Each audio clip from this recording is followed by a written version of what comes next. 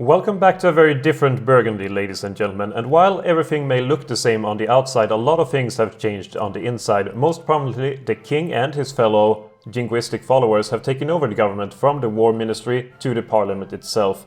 For appearance's sake, everything looks the same if you're, for example, a Burgundian peasant or living in the city. As far as the people of Burgundy knows, everything is the same. Democracy rules, there's a parliamentary monarchy, but when it comes to who wields the power, everything is in the hands of the king nowadays, and it shows. For example, a massive recruitment effort is being made across the entire Burgundian Empire, not only in Europe, but also in Asia and in Africa, with 130 brigades equaling almost 400,000 men being recruited across the empire in order to assist in Burgundian expansionist policy, which has replaced the previous careful foreign policy of maintaining balance of power in Europe and not trying to antagonize all of the neighbors at the same time. No, the king has for a long time wanted to dominate Western Europe. He has seen his empire grown from a regional power at best to the world's foremost superpower. And he thinks that Burgundy deserves to rule over all of Western Europe. Why should France wield its own sphere of influence and have any kind of power when it should be a puppet to Burgundy? The same thing with Spain, Italy, Aragon. The Nubian Confederation has been let to grow during the previous administration. A foolish maneuver that could jeopardize the entire existence of Burgundy. All in the effort of what? Trying to unify the German people? That's not acceptable. The new king, or not really the new king, he's been the king for a long time, but the new administration wishes to see Burgundy flourish and take over as much territory as possible. Starting with the first goal. We have taken over Egypt, or rather it is in our sphere of influence, and we want to build the Suez Canal. That is all well underway, even though we don't, for some reason we don't own Suez, even though we have passed the decision I'm almost certain of. The flaws of democracy is right here if we want to permanently do things about it. But the Suez Canal is being built right now, trying to connect up our Asian territories with our European territories. Yet we lack any kind of port in the Mediterranean, which jeopardizes everything to us because we are in the hands of Spain right now, which in turn is under the influence of France, our mortal enemy to this west, to the southwest. If they close down the Gibraltar Straits, we have to go all the way around Africa in order to reach our empire. So if we're going to build the Suez Canal, we also need to have a port, we need to have a presence, a naval presence in the Mediterranean itself. The easiest way to get that is either to take it, well, it's the only way to do it is to take it, but either to take it from Italy or from France. And one thing that looks really, really delicious right now is owning Provence, with both Toulon and Marseille, which, is that how you say it? Isn't Marseille? Anyway, we need to take those two towns, those two ports. And there's also an additional port over here under Fréjus. Because, really, if you think about it, Burgundy, for all its power and all its colonies and all its influence, has surprisingly few ports in Europe compared, like, relatively. If we look at British Commonwealth, for example, which, well, in the British Empire days, at least, of our world, they have a lot of ports. They have a lot of coast that they can build ships on, that they can maintain their empire from. All the way from Plymouth to, well, Hampton, I wouldn't really say isn't it Southampton or something that's supposed to be here? Brighton, Canterbury, London itself is along there, York, you get my point. They have a lot, Liverpool, Manchester, all of these places are at least close to the coast. Most of our empire is over here, in like the middle of Europe. So having a railroad, for example, going from Amsterdam all the way down to Marseille, that could be a game changer when it comes to the Burgundian Empire. So let's just build our things and be happy. We can also build a new navy, or a bigger navy. Ironclads, the previous administration favored more monitors due to their speed, but the ironclads for their firepower is a great symbol of Burgundian strength. So we will build ironclads in Europe and really in Asia and everywhere that we can build them. In Africa too. Just build the greatest navy ever. We're already going over our supply limit, but we can always build more. There's no reason not to. We can pay for it. We have more money than God, quite literally, and our expenses when it comes to the military, both the navy and the army, is insignificant. We're getting more from war indemnities than well, not really, but we can build a lot more. That's my entire point. We spend more on education than we do on military. You hear that, United States? Though I think they spend a lot more on education than military, don't they? Yeah, I think they do. I need to look up the American budget before I make comments like that. And since we have an expansionist policy nowadays, we will get all the army technology that we possibly can and then go on to the navy. We don't need the commerce, the culture, and the industry. It's all top-notch already. We're leading in every front. And I think we could already start justifying war against France to take over this territory. First, we need the Rhône, and then we need to take Provence in order to get ourselves a Mediterranean port. Depending on what happens, it could also be beneficial to take Montpellier and Languedoc while we are at it, giving us a nice little border with Aragon.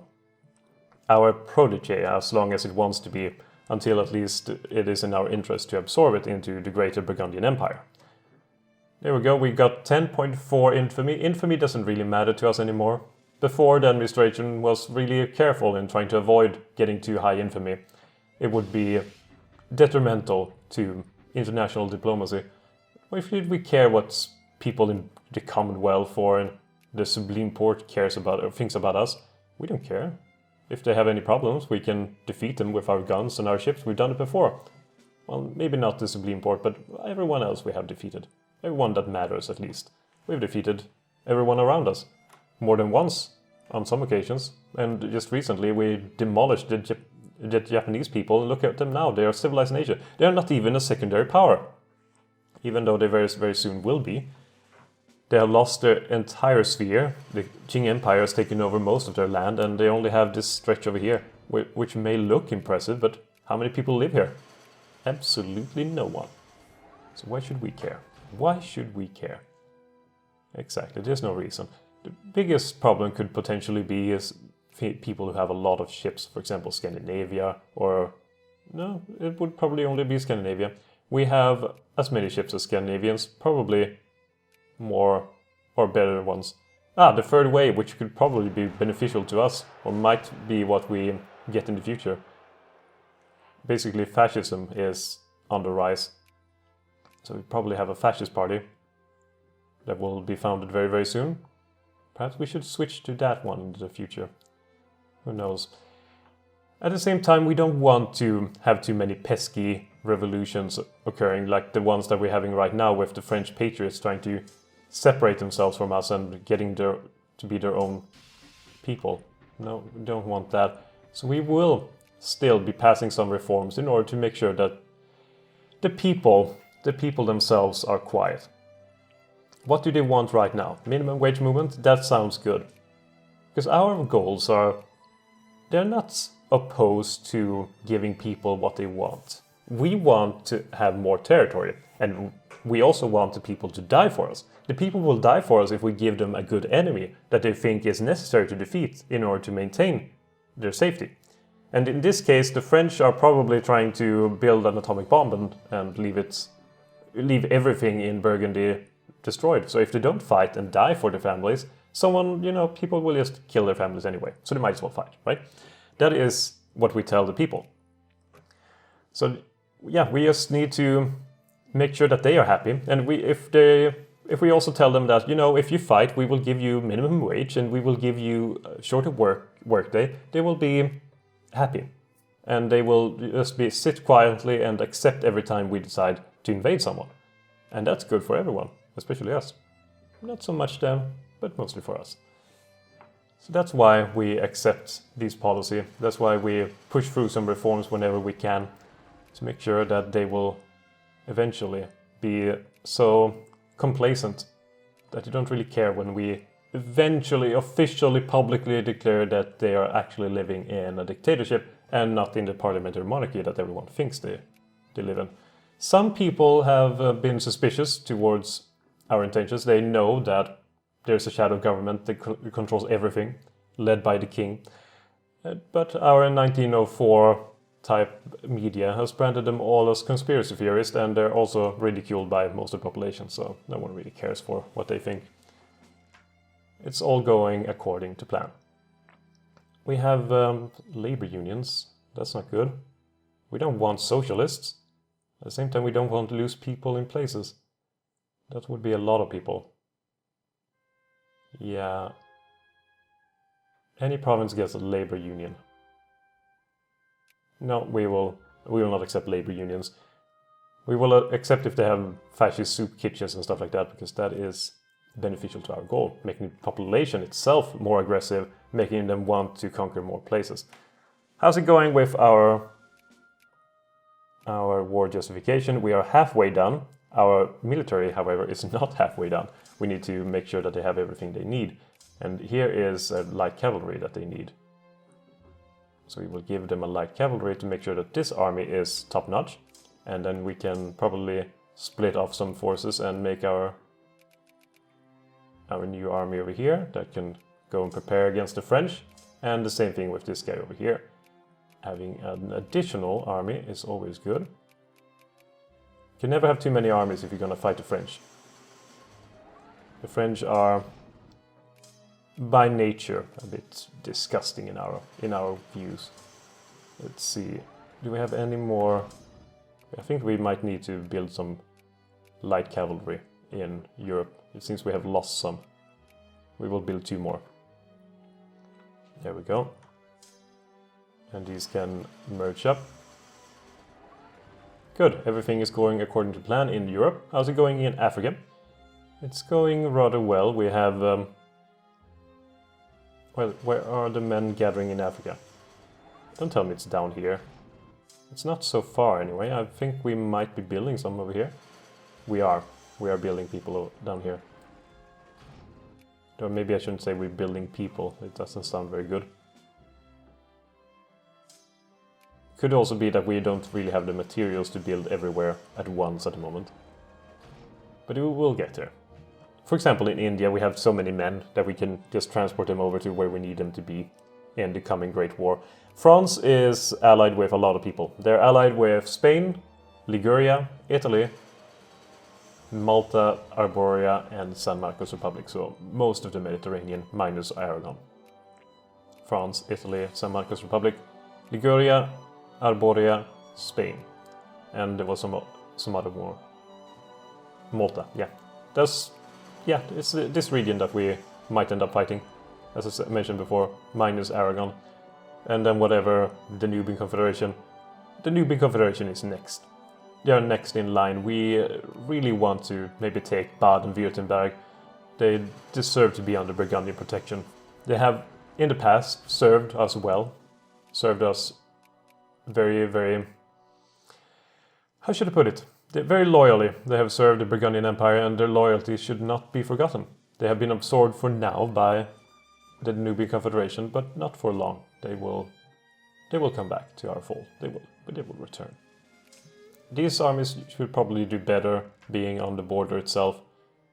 After all, we are only a month and a half away from all-out war occurring.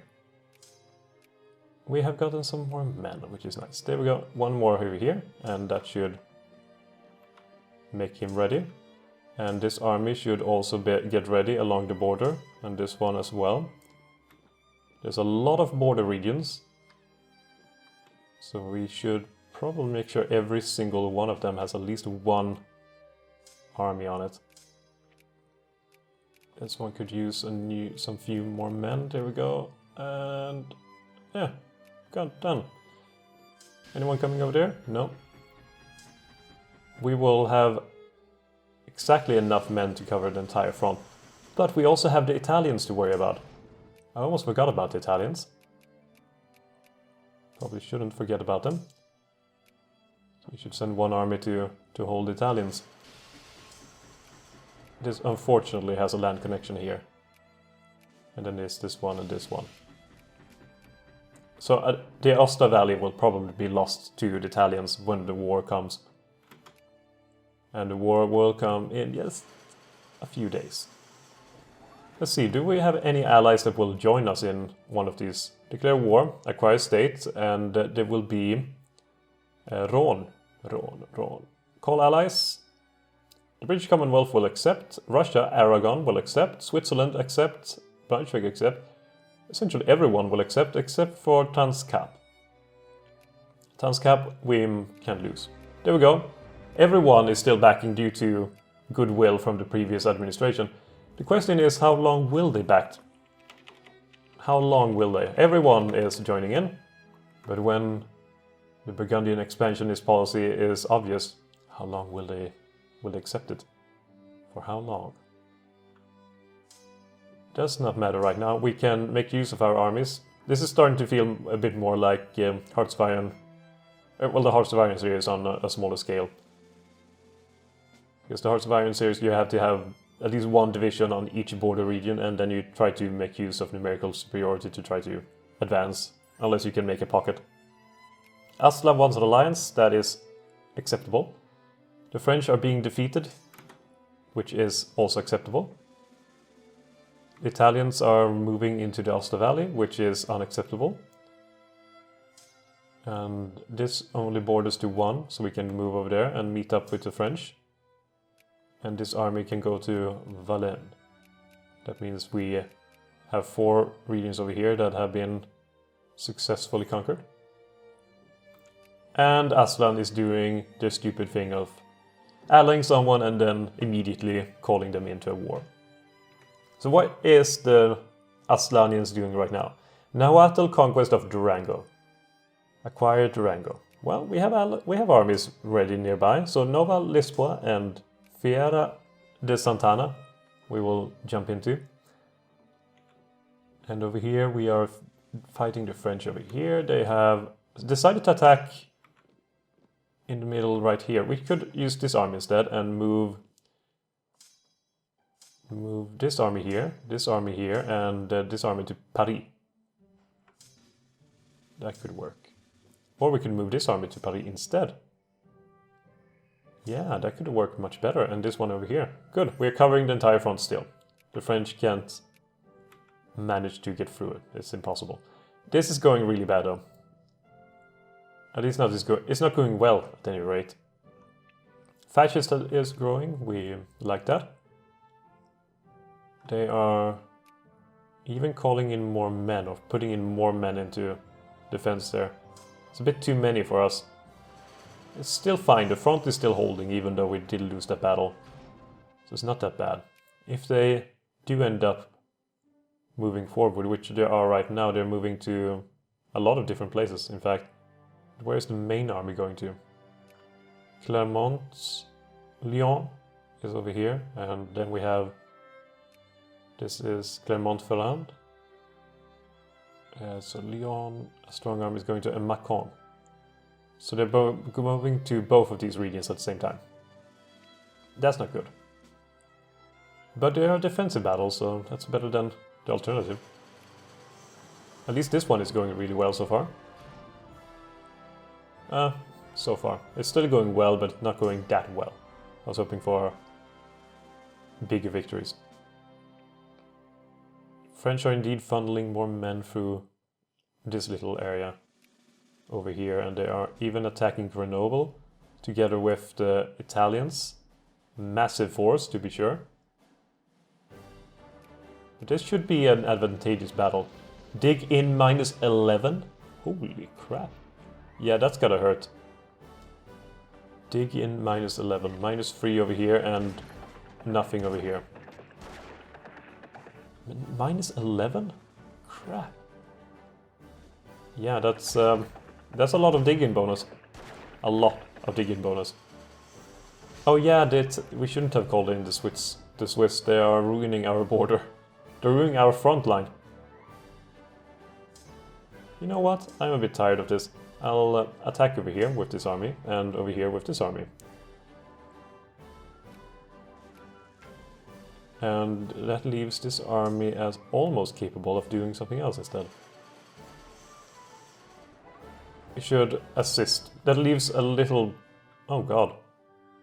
An assassin has struck at our monarch while he was on His whistle stopped war. See, this is what I mean. This is what I mean. This is what I mean. This is one of the conspiracy theories that I mentioned before. He is trying to assassinate our fair monarch. This only goes to show that we need increased security measures. We need to have military on the streets. We need to make sure that no one can say anything negative about the monarchy. No one can say anything negative about our leaders and his leaders' followers. This is unacceptable. Unacceptable. Unacceptable.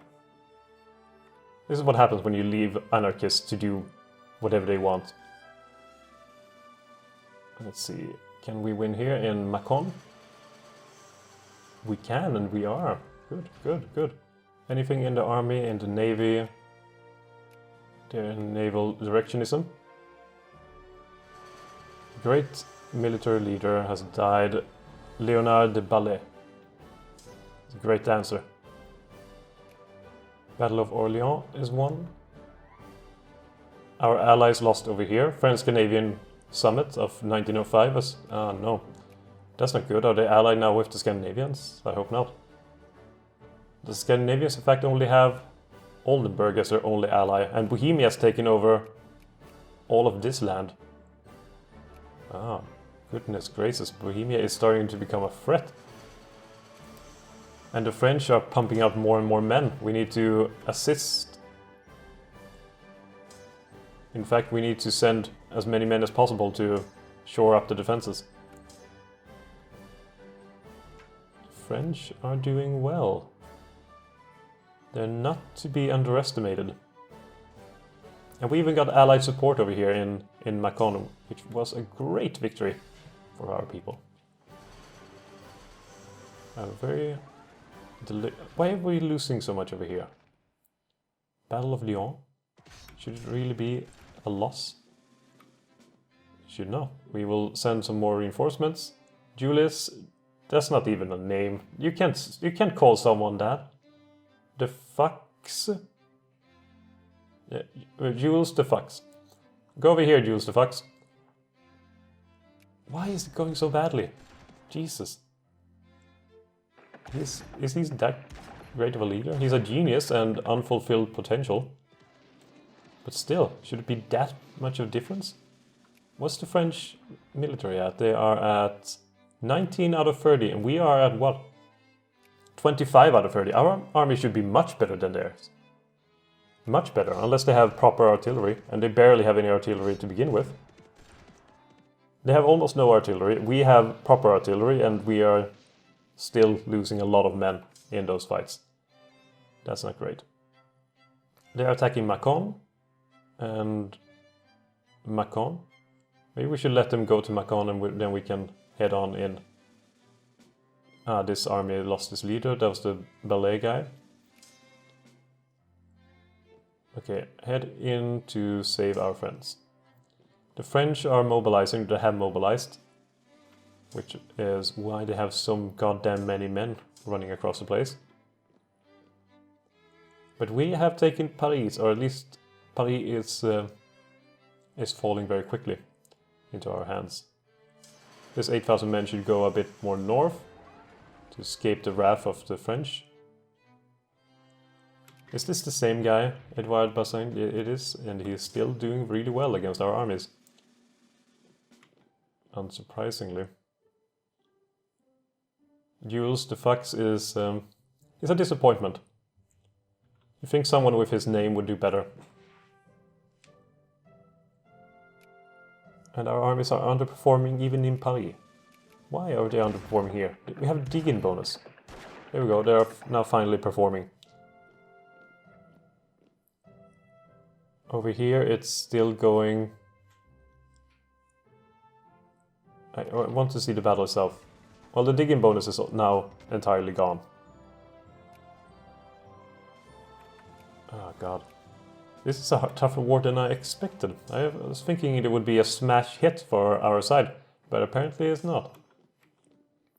No, that's not at all what I said to go to. You said over here. Take out these men over here. The French army. Stop doing badly in battles. God damn it. Start doing better. That's an order. We're giving up the eastern and southeastern part of our nation, the Swiss areas. It's all mountains anyway. Who cares? Bet they have a digging bonus. They do. They do. But we're still winning. Albeit not as great as I was hoping. And in Grenoble, I think we're just gonna need to add in more men to the mix. Actually, we don't. We really don't at the moment. Because this is... Yeah, we have enough men to cover the fronts. Even though for some reason mobile artillery is in the front lines, which is stupid. Why would they do that? And then there's some infantry that's... Why aren't you moving back? We almost have an entirely mobile artillery in the front lines. For some stupid reason. French are now wishing for peace. Acquire Rhône. That is not acceptable. It's not all we wanted. We wanted more land. And this will be the interesting part, because now we're getting really close to getting over the infamy cap. So we will take Provence. Provence is part of Burgundy, or at least it will be when we're done with the French. And in Paris we ended up with a loss. Oh god. Yeah, that's not good. That's not good. We lost Paris. We lost it big time. We were so close to capturing it as well. Yet we lost it. We lost it. We need to take it back. There was one entire army gone from our lines. That's gotta hurt. Or that is hurting right now. Battle of Dijon. Maybe we can take out this little army too. And then this army over here. And make sure that these French can't procreate. Those 2,000 men should be gone too. Good. Good, good, good. Some victories are showing themselves. I am happy about that. These armies should head into Burgundian land and then be funneled back to the south. Or rather, just funnel them to the south, because we need men in the south. The Italians are moving forward. I have yet to really fight the Italians, apart from their assistance in Grenoble. Oh god. This is starting to get a bit messy.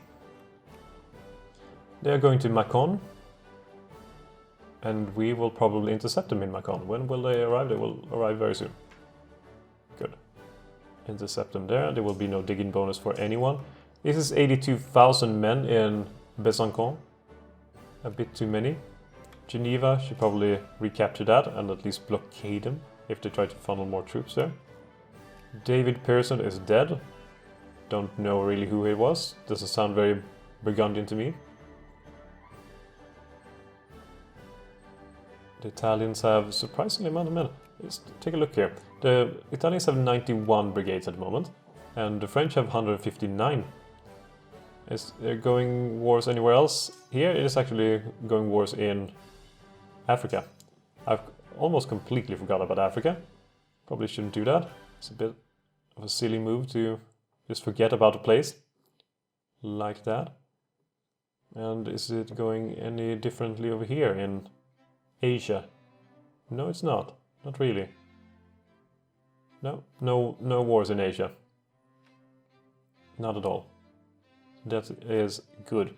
We even have British help over here in Spanish Africa, or what remains of it. So that's good. The main war and main theater is over here, and I completely forgot also about, well, didn't really need to think about this.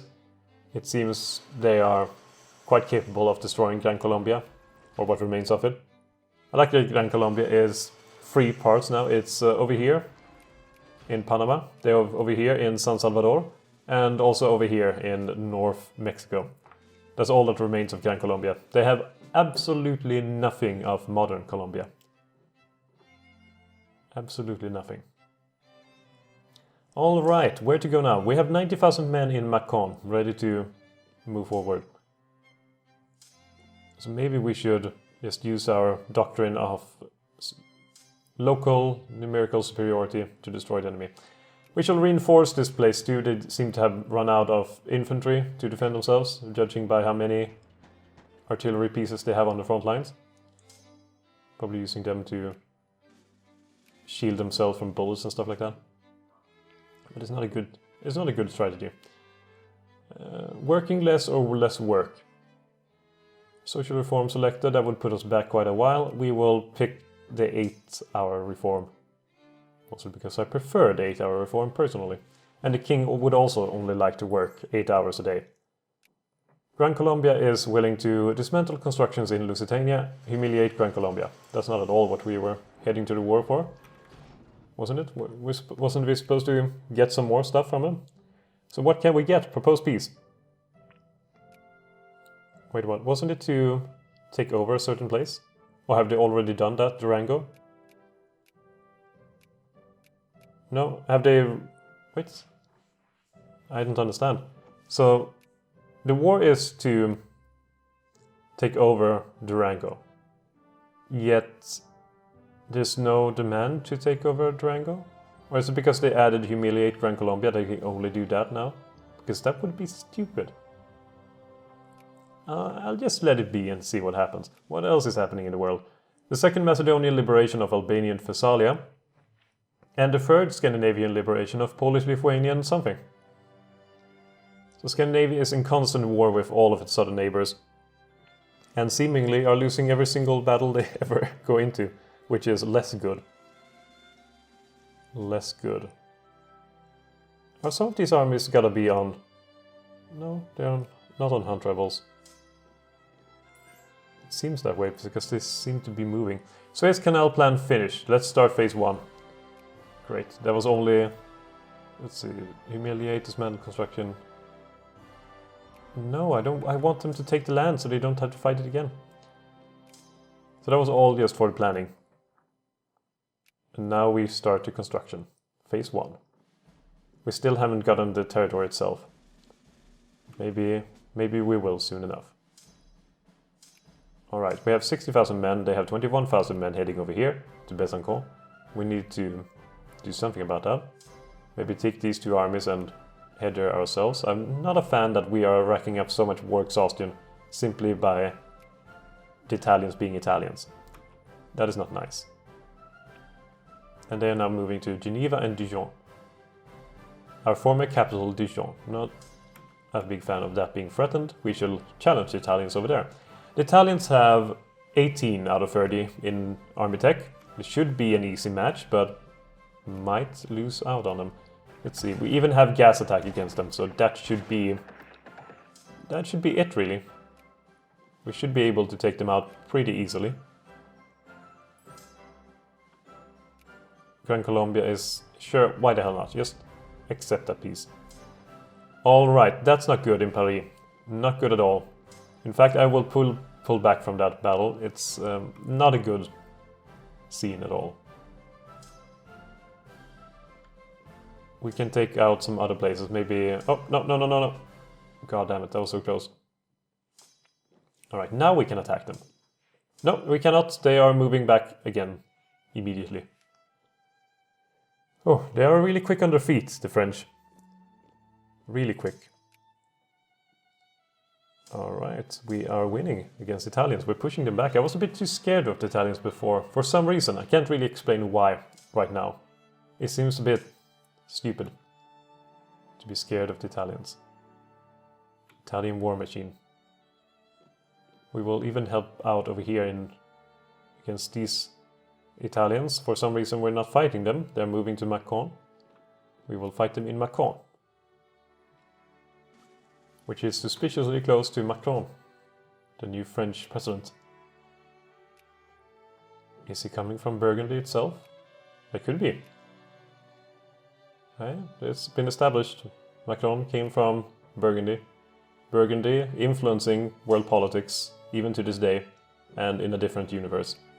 It is quite majestic. That is the power of Burgundy. Alright, Geneva is not to be lost to the silly Italians. Take them out. Maybe we should have some demand on the Italians too. Like take Rome or something. They're easy to fight anyway, so might as well. Morale plus 50%, good. Winning battles everywhere, good. Reconquer areas, also good. Everything so we stop losing or getting more war exhaustion would be nice. And the French are very content with sending almost all their men to this battle over here in Grenoble. They also seem to be very content with moving over here. And they also would like to take Paris back. That we cannot accept. So we will help out our allies against, well, the French over here in Laon.